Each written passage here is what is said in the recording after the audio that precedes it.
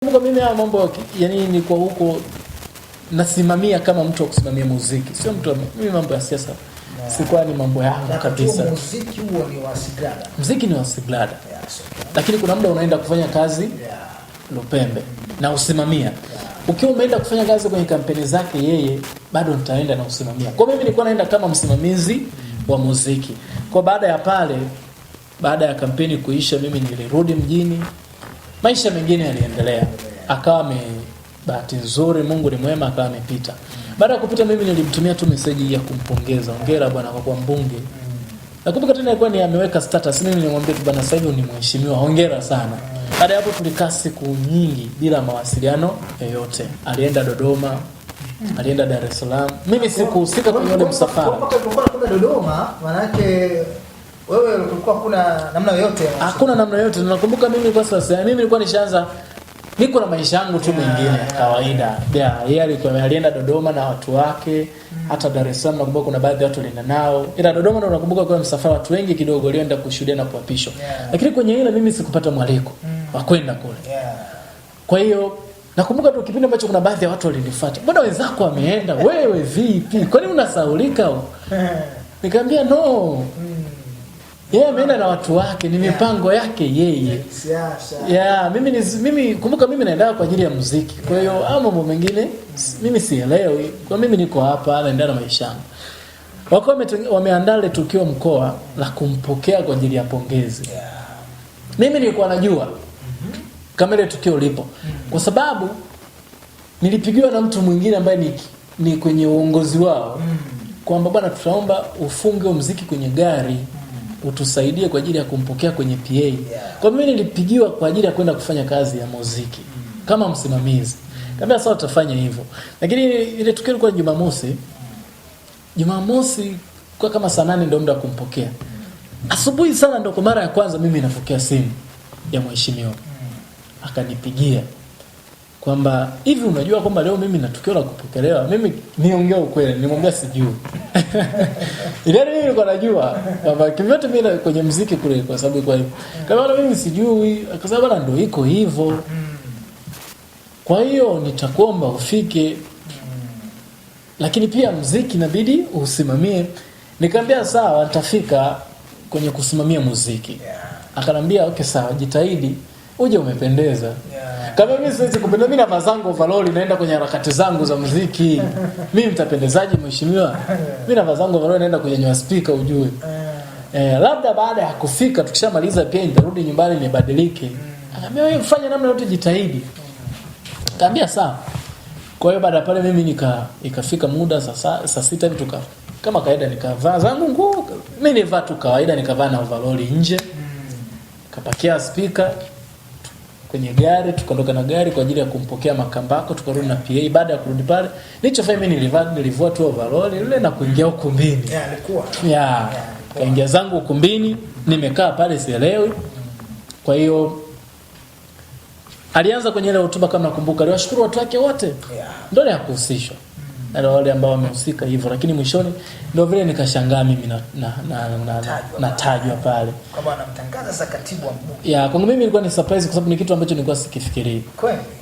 Ni kitu ambacho nilikuwa sikifikirii. Nilikuwa najua kwamba sasa hivi yashakuwa ni mtu mkubwa, ni kiongozi, ni mbunge. Kwa hiyo kuna watu wake ambao maybe naamini amefanya nao sana mambo ya siasa, vitu vingi huko anaweza kaenda nao kwa makatibu. Na kama nakumbuka kuna baadhi ya watu kwa tayari ni kama wanahisiwa kwamba atakuwa wanaotaka ukatibu lakini trust me ukichukua tu 100 ilikuwa hakuna naye muhisi ndoni. Yaani ilikuwa haipo. Kwa pale mimi ilikuwa ni surprise ndio maana niliita kama mara 3 nilikuwa siendi pale. Mimi nilikuwa nimekaa tu na marafiki zangu pale. Yaani maisha mengine yanaendelea kwamba tumalize shughuli, tuwashe gari, tukashushe muziki, maisha yaendelee. Kwa pale alivyonitangaza pale kwangu mimi nilishtuka kidogo. Lakini namshukuru Mungu. Kwangu mimi ilikuwa ni surprise na ilikuwa ni kitu kikubwa kwa maisha yangu. Nice. Imekuwa story nzuri of course na utakuwa umepata kitu katika kile ambacho amepata kuzungumza Ndole. Kuna kitu unajifunza nadhani namna ya kuweza kuishi na watu hata kama kuna mikasa fulani inatokea lakini kuna ile bana kama ipo ipo tu, unaambiwa namna hiyo. Sawa, mimi nashukuru. Ndani hiki ni moja ya kitu ambacho nilikuwa natamani sana nikipate. Yeah. Utifu wako, upole, nidhamu vimetokana na nini? Naona hivyo pia, namuona pia hata kakaako Ahazi ni mtu fulani hivi ambaye naye kama ni msikivu fulani hivi, na utaratibu fulani. Ni nini?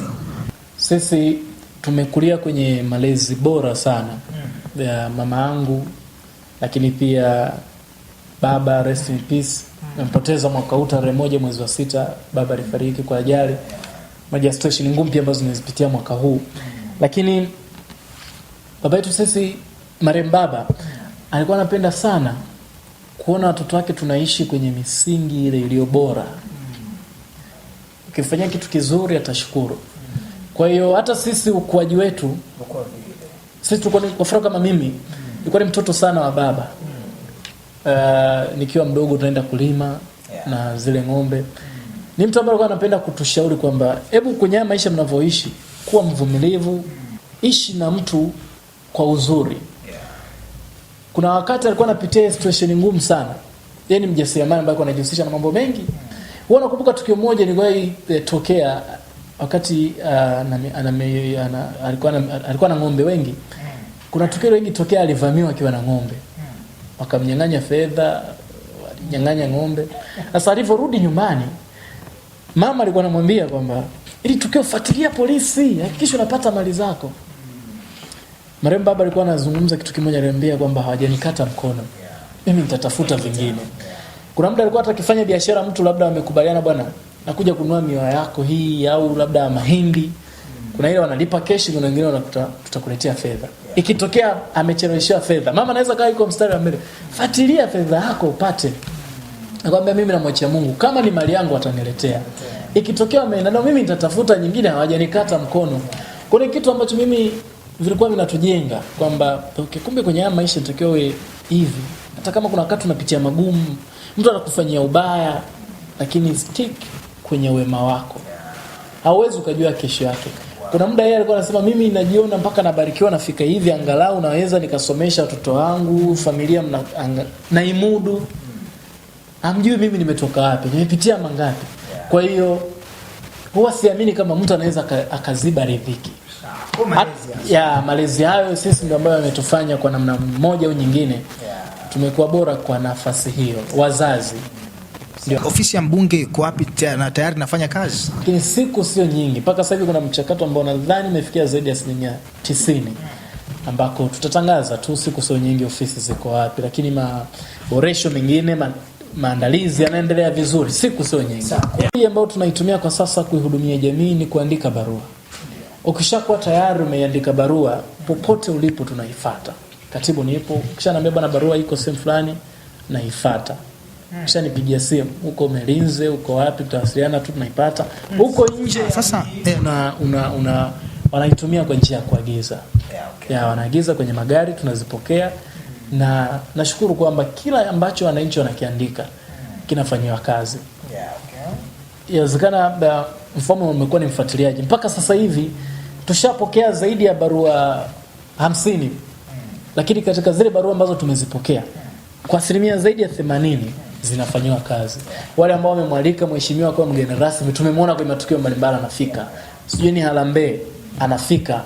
Yako baadhi ya mambo ambayo tuna solve bila kuita media au kufanya nini, wananchi tunasikiliza vizuri. Kwa hiyo ofisi ya mbunge inaendelea kufanya kazi popote ulipo. Nikisema muelezee pengine Sigrada Mligo mbunge ni mtu aina gani, kwa sababu watu naona kuna namna ambavyo wanamtafsiri kila mtu kwa nafasi yake. Unaona vizuri katika siasa sisi kuna namna ambavyo tunamwangalia, si ndio namna ambavyo amekuwa na respond vizuri sana katika matukio ya kijamii, si ndio amekuja na kasi sana sasa kule kwa mijadala mingi sana kama ndo mbunge anayefaa ndo nini sawa na mengine mengi sana, lakini na ninyi huko na namna ambavyo mnamtazama, wewe binafsi unamtazama ni mtu aina gani? Anapenda sana kujitoa. Yani hicho ndio kitu ambacho nadhani alibarikiwa na Mwenyezi Mungu. Ni mtu wa kujitoa. Hicho ndio kitu cha kwanza. hata kabla hajawa mbunge, watu wengi sana wameguswa na mkono wa Sigrada kwa namna moja au nyingine kwa kusaidiwa. Ni mtu ambaye hapendi kuona mtu mwingine anapata shida. Atamsaidia kwa namna yoyote. Iwe ni mambo ya kisheria, iwe ni fedha.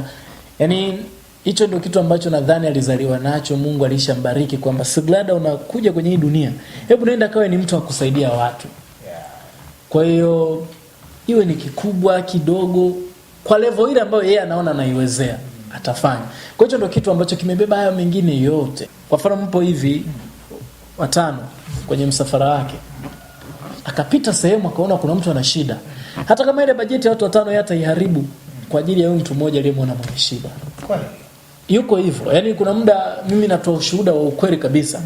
Tupo kwenye gari, anatuambia kabisa, hivi mnajua nimetoa fedha zote hapa, sielewi sisi tunaenda kula nini. Unaona? Yaani anawaambia kabisa, kama mnajichanga, hebu muangalie mfukoni mwenu mnashinda mtoto tunafanyaje, tunakulaje. Fedha ambazo nitemenazo nimetoa zote. Just imagine. Sijui hata ambaye anatutazama hata kama unaweza, yani kwamba sasa hivi hata wewe mfaume hapo una fedha 200,000. Na unajua kabisa huko na watu 5 wanakuangalia. Lakini umepita sehemu unaona kuna watu wanahitaji msaada wako, ukatoa zote, ukajisahau hadi wewe. Kuna mtu anaona ni ana moyo ambao mimi mwenyewe kuna pendo unapitiliza. Mimi mwenyewe kuna mtu hata mimi naweza kufanya vitu kama hivyo. Kwa ni kitu ambacho uko navyo, na ndio maana hata sasa hivi amepata ubunge, hataki mwananchi wote ateseke. Mimi nawekea mfano, juzi tu hapa tulienda Ganga pale kwenye kuponda mawe. Tukafika pale, ilikuwa tu ni surprise, tulienda pale. Tumefika akawasikiliza wananchi kero zao. Lakini kero moja kubwa ilikuwa ni banda tu la kujikinga na mvua na jua. Akasema kwamba ni kitu ambacho hakikuwa kabisa kwenye plani zake. Lakini ndani ya siku 3 kilikuwa kishakamilika. Mpaka sasa hivi ninapozungumza bana tushawakabidhi wananchi. Changamoto ndogo ndogo ambazo aliomba, sasa usinipeleki pale katibu. Hivyo ndio kitu ambacho sasa unatupeleka sisi.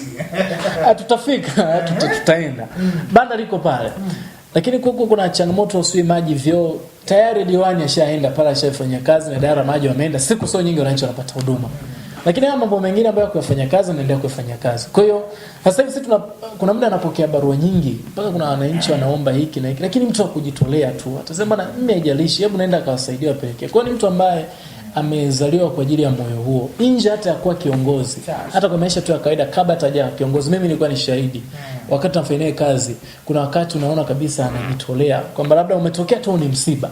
Mimi nipo kwa ajili ya kibiashara kwamba okay, ofisi nitakiwa ilete hela. Bwana kuna msiba, kuna watu wanahitaji muziki. Naambia nenda wapelekee tu, kama niyo hela utandai mimi. Wapelekee bure. Unaona? Kwa ni mtu ambaye ana moyo wa kusaidia mtu yeyote bila kujalisha. Okay. Kwa nadhani hicho ndio kitu ambacho yuko nacho yuko vile. Yeah. Basi swali langu la mwisho kabisa tukamilishe na moja, anajipambanua kwamba ni mtu ambaye yuko sana vijana kama ulivyoeleza umekuwa katika pati nyingi na masuala mengi ya kusaidia vijana. Na wewe pia ni kijana, si ndio sasa nataka walau basi uzungumze na vijana wenzako wanaokutazama hivi sasa. Kama katibu wa mbunge wa Sigrada Mligo, unawaambia nini vijana wa Njombe ambao wanakusikiliza kama katibu na kuhusiana na huduma nzima ya mbunge? Kwanza vijana tuna bahati kubwa sana. Tumepata mbunge wa vijana, lakini pia umepata katibu wa vijana. Kwa hiyo kila sehemu ambayo mheshimiwa mbunge huwa anaenda au akinituma niende, huwa ananiambia nenda kawaambie kwamba tupo tayari kuwatumikia kwa namna yoyote. Kwa vijana, hii ni fursa kwenu. Mbunge tumtumie kwa namna yoyote. Unahitaji msaada, unahitaji chochote, kuna kero, kuna kitu ambacho naamini kwamba kinahitaji utatuzi, yeye yuko tayari kwa ajili ya kufanya. Kwa hiyo ni wakati mzuri sana wa vijana kumtumia mbunge wetu ambaye ni mbunge wa vijana. Sio kama na watenga watu wengine, kina mama, kina baba, lakini vijana sisi tukishatengeneza misingi iliyo bora, hata baba zetu, mama zetu watanufaika na sisi. Kwa hiyo tumpata mbunge ambaye anatusaidia. Kuna wakati ukuta viongozi wengine wanadili sana na baba na mama, wakiwa kwenye vijana huko wanawaacha kwamba vijana wana mambo mengi sio nini, lakini mbunge Sigrada Mligo yeye yuko tayari kwa ajili ya wananchi wote, lakini hata vijana anawapa mstari wa mbele. Kwa hiyo ni kumtumia tu, hatuna kitu kingine. Watutumie na sisi tutawatumikia, hivyo tu.